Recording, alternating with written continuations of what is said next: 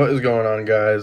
Drew Kirchhoff here, and today I'm going to be explaining to you my 5-step guide on how to cut and pretty much lose body fat on your frame and get shredded for the summer.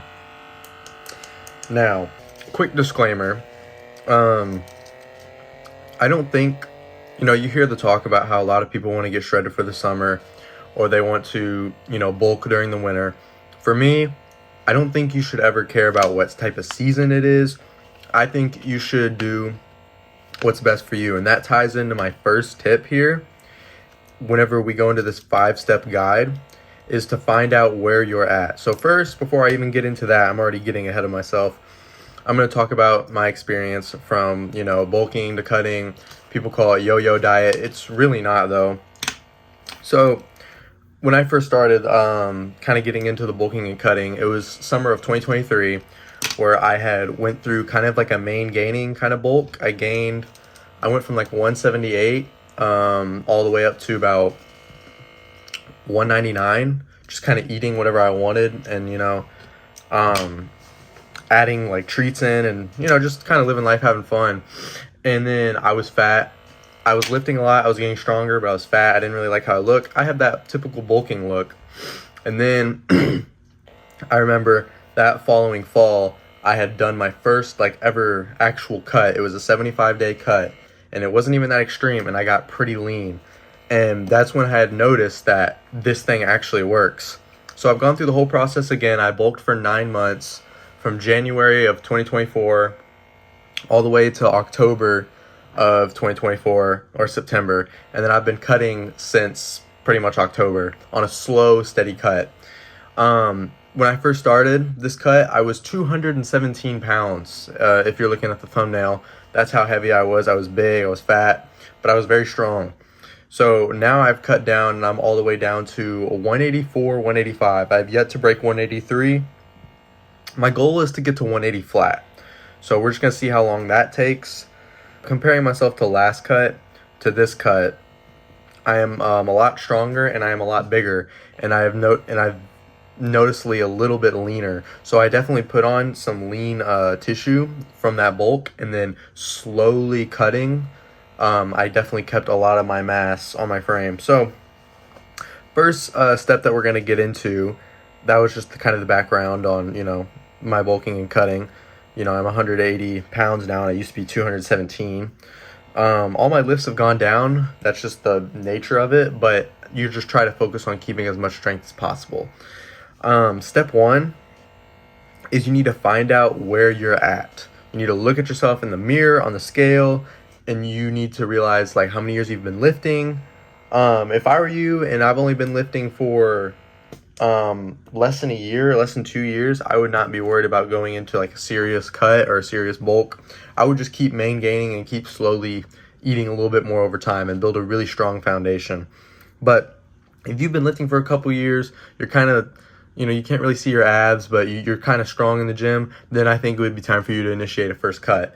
If you have kind of been lifting for a while and you still have noticeable abs, but you're not very strong, you're kind of on the skinnier side, then, you need to really pick up the fork.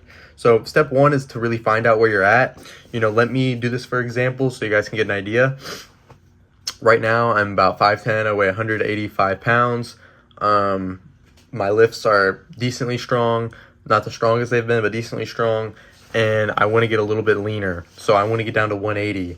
So find out where you're at and initiate a goal. Are you trying to get shredded? Are you trying to just lose unnecessary body fat? You need to come up with a goal and find out where specifically you are at. And that leads me into my next step is calorie tracking. So first you need to go to Google and you need to find out how many calories you need to eat to stay the same body weight every single day.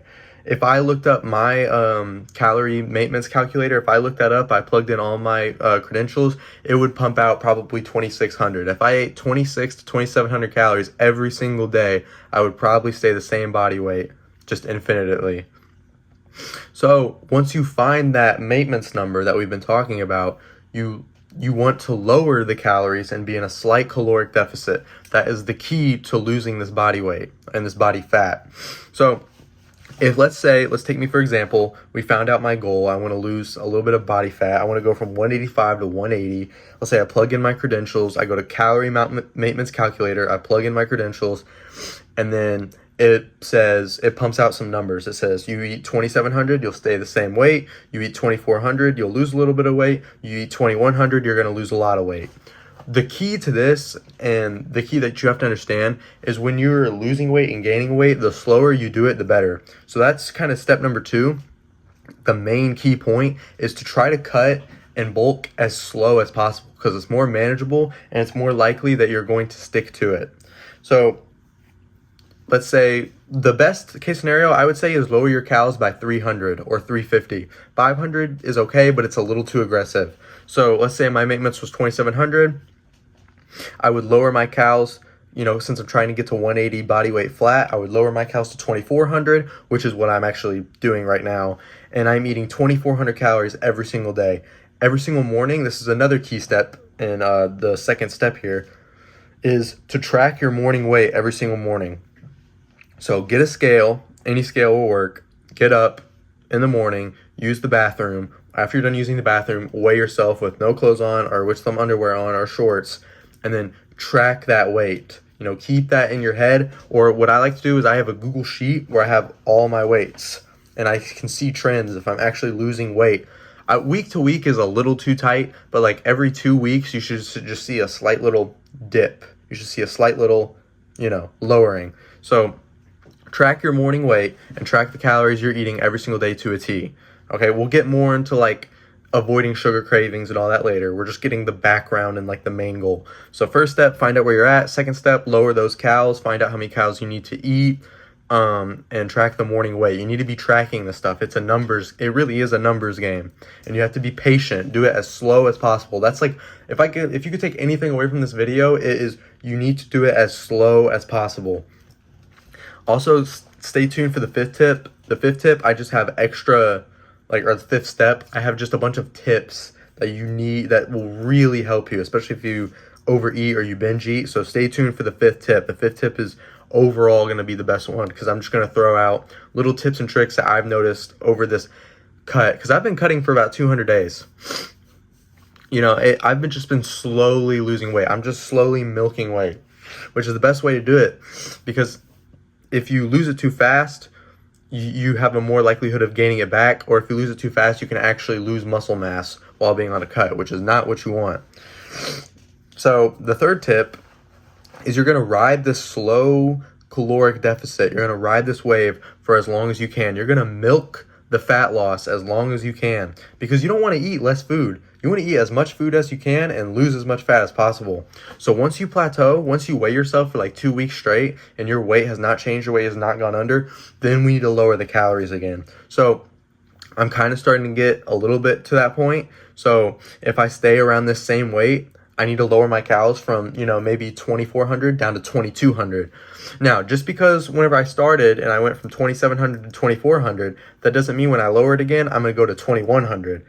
As you get deeper into a cut and as you get deeper into a bulk, your intervals, how much you change, need to get smaller. So when you just got off a heavy bulk and you first start cutting, it's okay to lower the calories by 500 or 600 or 400. But when you're deep into a cut, you shouldn't be doing that. You should just be lowering it by 200 or 100 or 150 or 250. As you get deeper into a cut, as you get deeper into a bulk, your intervals, the intervals need to get smaller.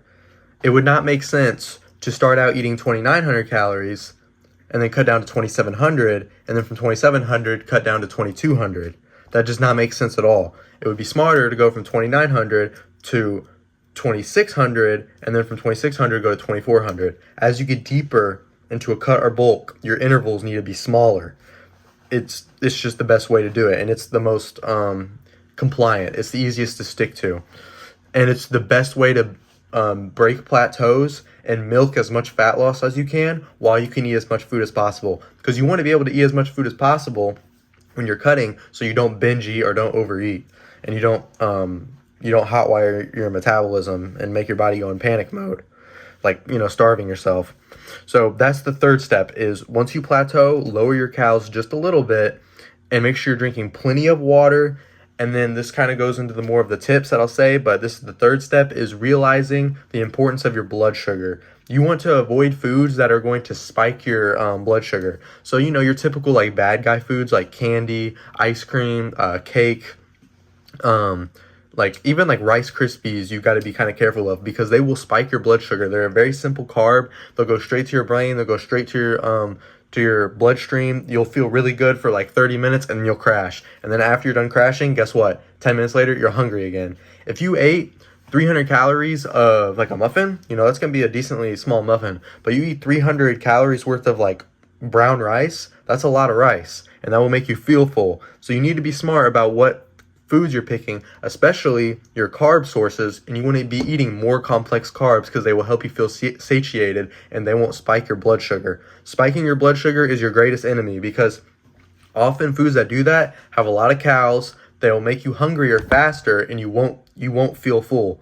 So that's the third kind of step. Break the plateaus and learn how to manage your blood sugar. Bananas are very good because bananas have fiber. Foods with fiber and just protein in general are going to be really good for you because they will help you feel full. Fiber especially. Now the fourth step is we're going to be talking about cardio. Now for me, we're going to use me as an example because this is my 5-step guide. And what I've noticed is you don't need cardio to cut. You don't need it. As long as you're actually hitting your caloric goal, you do not need cardio. Does the cardio help? Sure. Whenever I used to do like excessive amount of cardio or punishment cardio is when you accidentally overeat on your diet, so you do cardio to compensate. When I did cardio, I would realize I just spike my hunger. So days where I can stick to my diet and I don't have to do cardio, the better. But I do think there's a time and place for cardio, but for a new lifter or someone who just doesn't have any experience with it, I will tell you firsthand, you do not have to do cardio. Cardio is not mandatory, it's not required, but I think it is a good tool that you can really use, because if you're doing more cardio and you're more active, you can eat more food. And if you can eat more food, your metabolism is going to be increased. If your metabolism increased, you're going to feel better, you're going to lose weight faster. It's a snowball effect. But you don't have to do cardio. It will help. And then now we're kind of into the fifth tip, kind of the fifth step, which is just a barrage of tips. If you've stayed this long into the video, you need to reap all these benefits because these are all great tips that you really need to take in. Number one, I would say, is prioritize protein and fiber. Like I said, protein is going to help you feel the fullest.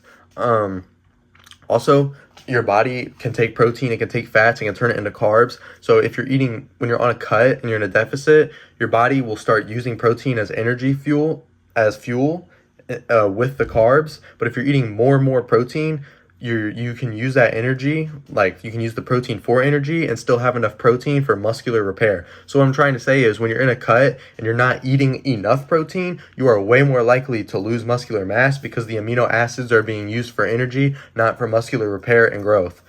And if you're not really in a caloric surplus, you're not really going to grow any muscle anyways, especially as a natural. But prioritizing protein is super important. Sleep as much as possible. When you're sleeping, guess what you're not doing? You're not eating. So sleep as much as possible. Also, if you are have bad sleep and your sleep is not as good as it could be, your ratio for burning fat is lower. So on average, if you sleep less, like let's say below 7 hours, cognitively, you're not going to feel as good. You're not going to perform as well as the gym, and you're actually going to store more fat on your frame. Because when you're sleeping, you're not eating, you're just burning fat. And sleeping helps relegate those hormones like the leptin and ghrelin. So, sleep is one of the most important things, period. But especially when dieting, you want to make sure you're getting your 8 hours every night. And that's the most important thing, is getting 8 hours every night, or trying to. But a close second is going to bed at the same time and waking up at the same time every day. That's just barely behind getting 8 hours. So they're both super important, but that's one that people don't talk about. They always talk about getting your 7 to 8 hours, but they never talk about a consistent sleep schedule. A consistent sleep schedule is so good for your metabolism and your hormones.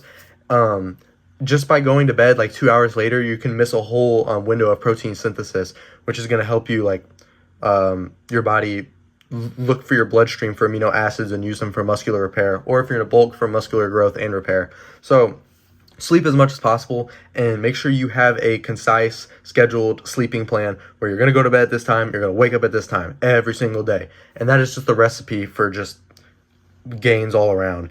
But yeah, sleep as much as possible, prioritize protein.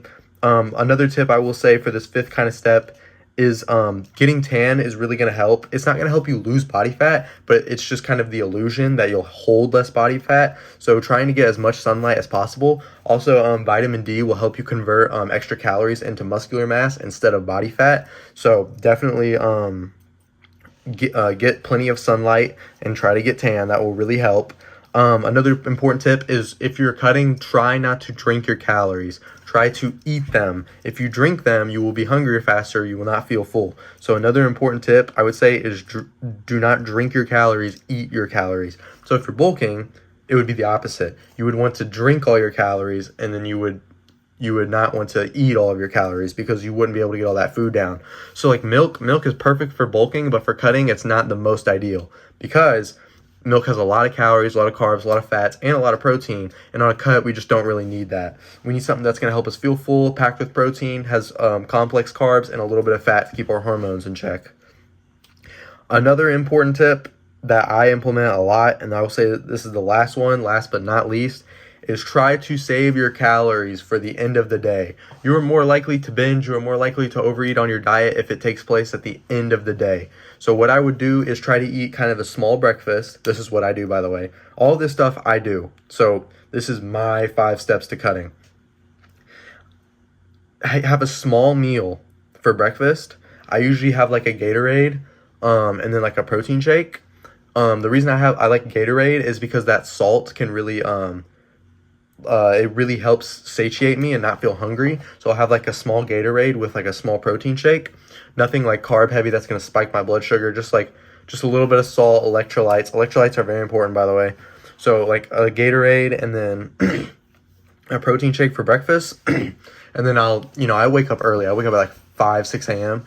And then at like 10 or 11, I'll have like a banana, a turkey and cheese sandwich, another protein shake, a protein bar, like a rice cake, and then a Rice Krispie. The rice cake and the Rice Krispie, they will spike your blood sugar, but I also have a banana that kind of has some good fiber in it, so it helps me feel full.